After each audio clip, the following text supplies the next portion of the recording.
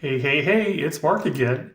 And this is pretty exciting because we're going to combine the content of two different webinars into one super duper YouTube video. So back in February 2021, I did this arcade webinar. And in April 2021, I also participated in a webinar showcasing what's new in ArcGIS Dashboards. So this particular YouTube video is going to combine the two together. We're going to talk about arcade and dashboards together, and how you can use arcade to be able to stylize the list element and the indicator element. So let's get to it. So I always like to start these things by taking a look at the arcade documentation. And again, you can find this on the developer's website. Now, arcade, as you know, is a scripting language that can be used to customize visualizations and labels. And this is all organized through arcade profiles. So profiles give you some context of how you can use arcade. And if we take a look at these profiles, we'll see that there are two specific profiles related to dashboard. And this changed fairly recently. So in the April 2021 release of ArcGIS Online, they separated the dashboard profile into dashboard formatting and dash view data. Now, dash view data is something completely different from this discussion. So that's talking more about how to be able to build charts and be able to do some fancier things with your data in dashboards. We're not going to do that here. We're going to focus strictly on dashboard formatting. Now, let's take a look at what is being said about this particular profile. It can be used for the list and indicator elements in ArcGIS Dashboard. So that's the first important note. This can only be used in those two types of elements only, not for the other ones. It can be used to customize the way elements render data points. So that's the second key thing to remember here, is that we're only talking about rendering or the formatting of your data in that indicator or that list. We are not talking about how it behaves or how it works. We only care about how to change the display of those two elements and nothing else. The third thing to note is that the script returns a dictionary of name-value pairs specific to the element. So in arcade, we always write a whole bunch of code, but at the end of the day, we need to return something.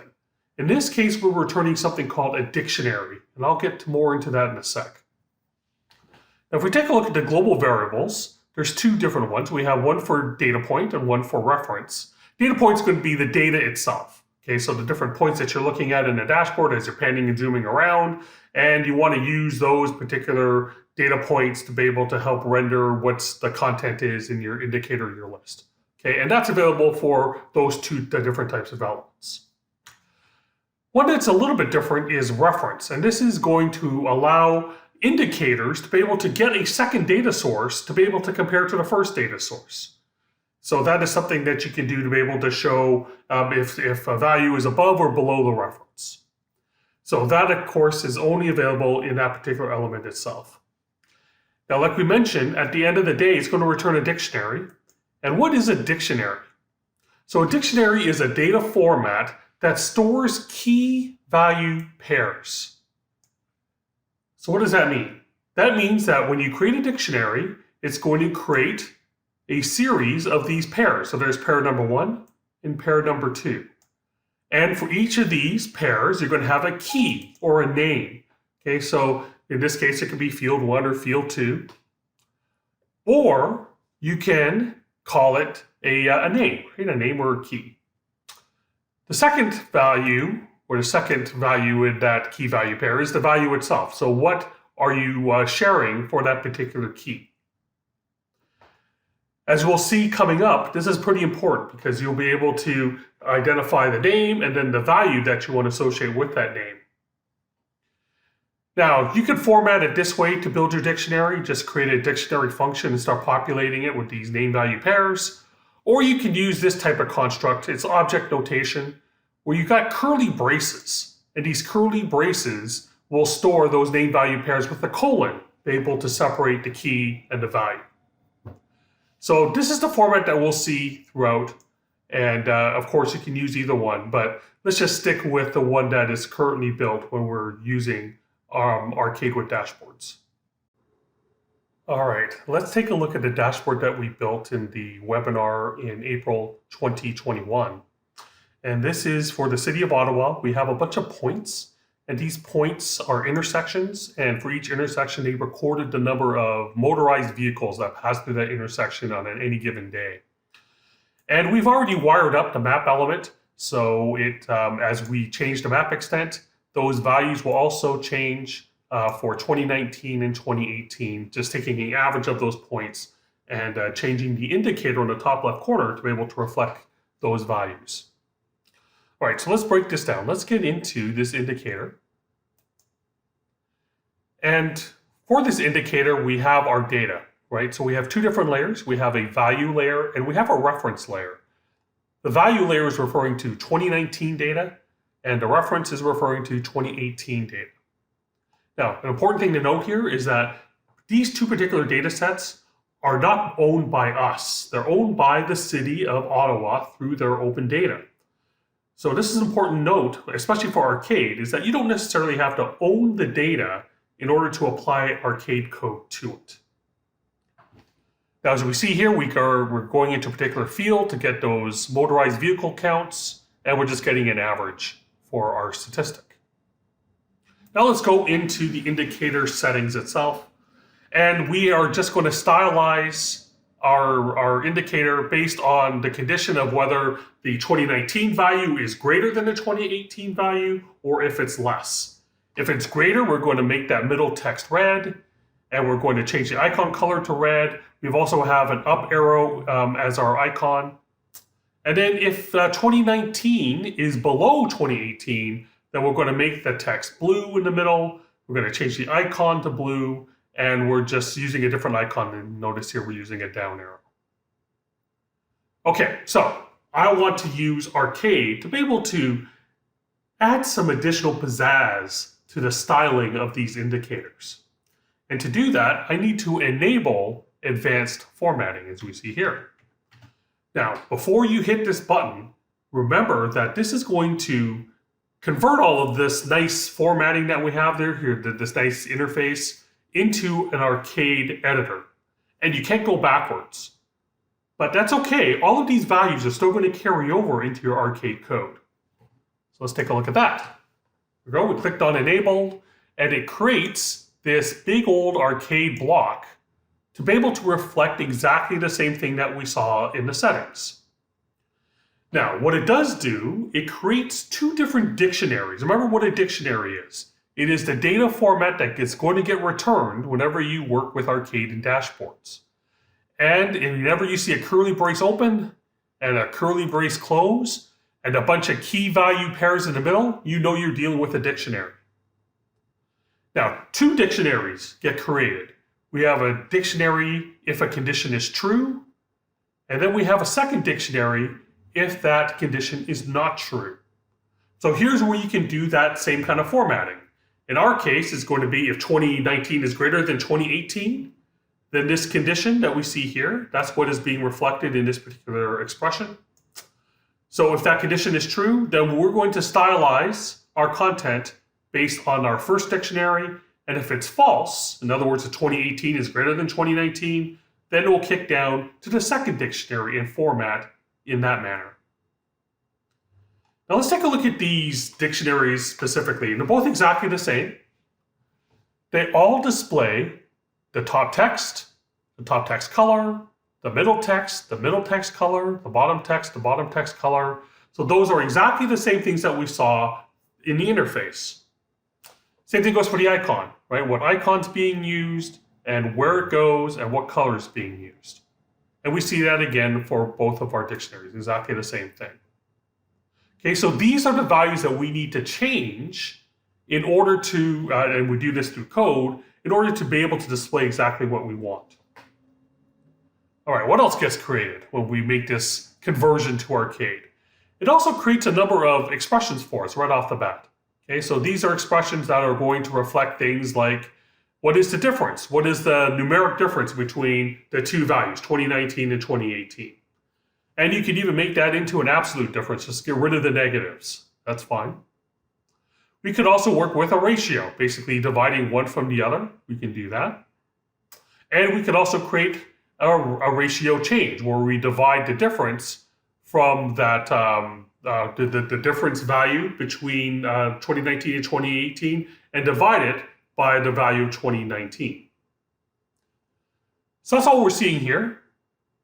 The percentage is just basically taking that from a value that goes between 1 and -1 to something that goes from 100 to -100, making it more to a percentage.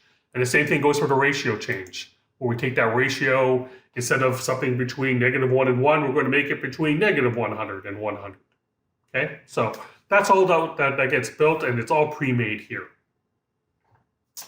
So what do I want to do with this? I want to, instead of displaying in our main middle text the value in 2019, I want to show the percentage change between 2018 and 2019 in that main middle text. So how do I do that? Well, it's actually already done for us, right? The percentage change expression that we have here has already been done for us. So I'm going to take this percent change and I'm going to copy it. Control C.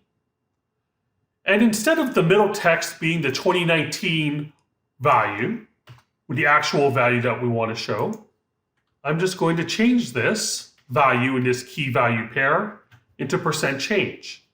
Don't forget the comma at the end of this, you need that. And I'm going to do exactly the same thing for the middle text down here for the bottom, right? So if 2018 is greater than 2019, I still want to show that percent change. All right, so now that I've set this up, let's take a look and see what it looks like. See that? It's no longer the actual 2019 value. We're now showing the percentage change of that value. Now, right now, it's kind of a hot mess, right? It's got a whole bunch of decimals here. That's not what we want. We want to be able to stylize that a little bit. So I'm just going to create another variable here. Variable percent change 2. And I'm just going to make that equal the rounded value of percent change. So that's the value, then the line above, but we only want it in one decimal place. And I'm going to concatenate or add another string here with a percent sign, just to make it look fancy. All right. So what can we do? Now we have this percent change 2. This is what I want to display, not percent change. So I'm just going to add a 2 to this. And I'm going to add a 2 to this. And now look what we got. Now we have that percent change being displayed as our middle text. And we can click done on this. And we'll be able to now see that reflected here in our indicator on the top left side. If it is less than, you'll see the text in blue. If it's greater than, you see the text in red with that percentage. Pretty slick, right? Now, I made this slickness a little bit more slick. I already pre-made an indicator to be able to both show the 2019 value and the 2018 value. Okay, so there's that. But what I've also done is you see what happened there? The background color changed. So it's flagging to me that the percentage increase or the percentage decrease was actually pretty significant. So this one, not so significant, but when it shows up in blue, it says, yeah, the drop was pretty dang significant. Okay, so what did I do to be able to make it look this way? Well, again, let's go to the indicator options, and here is that block of code. Everything up here is exactly the same as before. So the calculation of the difference and the ratios and the percentages, those are all exactly the same. In terms of the formatting of the text, that is also exactly the same. So you can see here we have that text round percentage with the 1 decimal place. That's still exactly the same. And we still have the percentage sign that's being added to the end of this. That's all fine and dandy. The only difference is here is I just wanted to put a plus sign if it is greater than 0. So that's there. And we just put that in an if-else statement, right? If it is, the percentage change is greater than 0, then add the plus sign. If it's not, then just use whatever the value is with the negative sign. And we also want to format it so that it hard codes that first decimal point. So that's just more for style purposes more than anything else. No big deal. The condition is still the same. Okay, so we're still dividing 2019 and 2018, and we're seeing if that condition is, if it's greater or less than true or false. Okay, so that's still there. The text label is down here at the bottom. Okay, so that's going to be for our bottom text. It's going to show the 2019 value. It's also going to show the 2018 value. But we also put in these weird characters in between. These are just hard-coded spaces. Now, in programming terms, that's a really bad idea. But for our purposes in this dashboard, this will work perfectly fine. So just a bunch of spaces to separate 2019 and 2018. Now we get to the background color, the font color, and the icon color, changing based on extreme values. So what I deemed is an extreme value is going to be 25% above or negative 25% below. If it hits those extreme values on our percentage change or our percent change, then I want to change the colors. So if it is above 25% or greater than positive 25%, make the color red for our background. And if it's lower than negative 25, then make it blue. If it's anything in between, keep it white. So a when statement will allow us to be able to make those forks in the road, right? If a value is true, do one thing. If another value is true, do another thing. And if none of those values are true, do the last thing. So I'm going to do that for the background color. I'm also going to do something similar for the font color, but just kind of the opposite. Instead of just changing the colors based on red or blue, I want to keep the text white if the background changes to red or blue. And then if it doesn't change, just keep it gray. Icon color, same principle. Okay, if it's above, I want to change the icon color to white. If it's below 25%, I also want to keep the icon color to white so it stands out behind the red or the blue background. If it's between 25 and 0, then make that icon red. Okay, so if it's positive, but not quite up to 25%, then keep it red. And if it's none of those conditions, in other words, if it's between 0 and negative 25%, then keep the icon blue. So we have these three variables: back color, font color, icon color. That's what we see reflected here. So for our text color, our background color, we've enabled those particular name value pairs, and we assigned those variables to it. Same thing goes for the icon color. So we did that for both the icon color in the middle. We changed those, and we did the same thing for both of our dictionaries to again reflect whether it is what 2019 is greater or less than 2018 values. So after all of this, we get our pretty cool indicator that we have at the end of the day, where we can see the background color change, and we can see our text colors change based on whether we have extreme values or non-extreme values. That gets all reflected in our indicator. And the driver of all this is Arcade.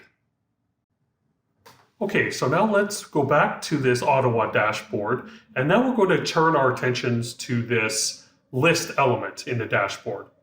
And the list element is currently sorted based on the number of motorized vehicles, and as I change my map extent, you'll see that the elements in the list change, and we are showing information about the number of vehicles that pass through each of these intersections, as well as the number of pedestrians and the number of bikes. But we also show a percentage of trucks. So it doesn't show the actual number of trucks. It shows the percentage of the motorized vehicles that are trucks. Now, I don't really necessarily want that. I actually want to show the number of trucks itself. So this is where I can use Arcade to do that. So I'm going to go into the configure for this particular list element. Just as with the indicator element earlier, we are using data that is not owned by us. So this is City of Ottawa open data that we're accessing directly. And that's good news again, because Arcade allows us to be able to work with data we don't necessarily own. And we're just showing here some of the basic properties for our data. And then we get into the list options, and here we'll be able to see that in our line item template, we have the formatting that we want, right? So we're grabbing the value for the number of motorized vehicles in that field, same for pedestrians, bicycles, date collected. Those are just fields in our database or in their database. And then the same for percentage trucks. Now again, percentage trucks is a percentage. You probably want to have it, and it's displayed as a ratio, so you might want to multiply it by 100 to make it more of a percentage. Like we see here, this is probably more like 4% as opposed to 0.04. But again, we're not going to worry about any of that stuff because I don't want to show the percentage at all. Instead, I want to use advanced formatting to be able to calculate the actual number of trucks. And I can do that through Enable. Now, when I click on this Enable button, just like with the indicator element, it's going to take all of this information and it's going to convert it to Arcade code and into an Arcade editor. You cannot go backwards. But that's okay. Again, this is still the same information, but we're just looking at it in terms of code. Now, just like with that indicator element, a list element is going to return a dictionary. And a dictionary, again, is a dead giveaway, right? We see the open brace, we see the closed brace, and we see a bunch of key value pairs in between. Now, these key value pairs are going to change things like the text color, the background color, the separator color if we have that, and any selection colors or text. So right now, it just kind of defaults to red if there's any kind of selection. But we're not going to worry about selections here. All we care about is that percentage of trucks. So what I want to do is I'm going to create a new expression. So I'm just going to create a new variable. I'm going to call this variable X because I'm lazy. And then I want to be able to take that actual value that we're looking at, right? So this is going to be the number of motorized vehicles. So I'm just going to use this data point variable. So that's the number of vehicles itself. And I want to multiply that by the ratio of trucks, the percentage of trucks. Okay, so just simple math that we're doing here. We're just multiplying one by the other. That's it. Now, I want this to be able to display. So to do that, I'm going to incorporate this variable X as an attribute. Now, what is an attribute? These are basically key value pairs that I can define to be able to share the data that I want instead of using these pre-made variables like text color, background color. Okay, so in effect, this is really a dictionary within a dictionary. We've got this attributes dictionary, and in these attributes dictionaries, we can define our own name value pairs. So in our case, I just uncommented everything, although I only really have the one attribute, so I'm going to recomment that one. And for this, instead of calling it attribute 1, I'm going to call it something a little bit more meaningful. I'm going to call it trucks. And then the value for this particular key, I'm going to make X. Okay? So now we are going to pass that calculation of the number of trucks into this variable X, and we can access it through this trucks key. All right, so let's see what that looks like. Well, right now, it doesn't look like anything, right? We still have our arcade expression here, but now I want to be able to use that particular attribute in our line item template. So instead of using percentage trucks, I'm going to use this syntax. I'm going to access an expression, okay? And that expression, I'm going to go into that key value pair. Remember, I named it trucks. And then from that, it will now display that calculation, where it's going to be the number of motorized vehicles multiplied by the percentage of trucks, and that now gives us exactly what we want. Now, of course, I should format this again, so this is kind of a mess. Got a lot of decimal places, so I'm just going to use that round function again. And I'm going to round it to 0 decimal places, and now we see that whole number for the number of trucks that are being displayed. And of course, I should change the actual text itself. It's not percentage of trucks anymore, it's just trucks. But there we go, we can now see that the trucks itself, the number of trucks itself is being displayed. So again, I kind of took this to the next level, and I created a list element that is a lot more stylized. So that's what we see here. So what did I do here to make it look so nice and fancy? Well, let's go back into configure and take a look at the list options and be able to see this block of code again. So the first thing to note is that the truck num is basically the same thing as X. Okay, so we still have that X value. And I also want to keep that X value in our truck text, but I also do want to include that percentage trucks as well. So I basically took those two different things and combined them into one big text block, be able to show the actual number of trucks and the percentage of trucks. All right, and you can see that as our truck label. So there is our truck label attribute, and we're going to use that truck text in there. Now we also have three different color attributes that I've created. One for the truck, one for the walk, and one for the bike. And again, the reason why I'm doing this is to be able to change the background color based on extreme values. So if the number of bicycles is greater than 100, I want to change the background to be able to really make that stand out. If the number of pedestrians is greater than 500, I want to change the color to make that value stand out. And the same for the trucks. If it's greater than 5%, make the background color stand out. If not, then just leave it as is. Okay? So that is what's being reflected in these three attributes. Okay, it's going to use an if statement to be able to test if that condition is true. If it is true, then change the background color.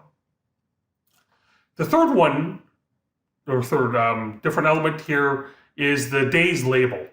Okay, and days label is going to use this date diff function. The date diff function will subtract the current date from the date that it was collected, and will give us that difference. In this case, it's going to give that difference in the number of days. So instead of hard coding the actual date, it's going to show that this particular intersection's recording was so many days ago. And we'll put that into our own attribute. Okay, so these are the values that we're going to pass through this attributes dictionary within our main dictionary. Now, how do we get this to display? Well, we need to go back to our line item template. But in this case, let's go into the source of it. The source basically takes a look at an HTML representation of that line item template. So everything we're looking at here is just HTML. And the key to this is, as we look at the element itself, all it is, it's an HTML table. So we're building a table. In our first row of our table, we're going to put in the intersection value. Okay, so that's going to be the name of the intersection. We're going to change the background color, change the font size to make it look the way that we want. The second row is going to be broken in to two columns. That's what the HD is about. Now, actually, it's going to break it into 4 columns. The first HD is going to be using that icon that we have here. Okay, and that icon is going to show the icon that we see here. Okay, so this could be the car icon or the truck icon or the walking guy icon or the bicycle icon. So it's just a URL pointing that particular image. And the reason why we're doing this is we want to ensure that it looks the way that we want, using the icon that we want. And then for our second column, it's going to take up the name or the value of the actual number of motorized vehicles. So that's what we see here. And you can see how these different columns are split up by percentage. So the first one's 10% wide, second one's 40% wide. The third one is going to be that same icon, okay, but this time for trucks. So we have the URL for that. And for the fourth one is where we can change the background color. Actually, for both the third column and the fourth column, we're going to change the background color based on expression truck color. So remember, we have that truck color attribute. Now is where we're going to substitute that for the background color of that particular table cell. And that can change, again, based on the thresholds that we set earlier.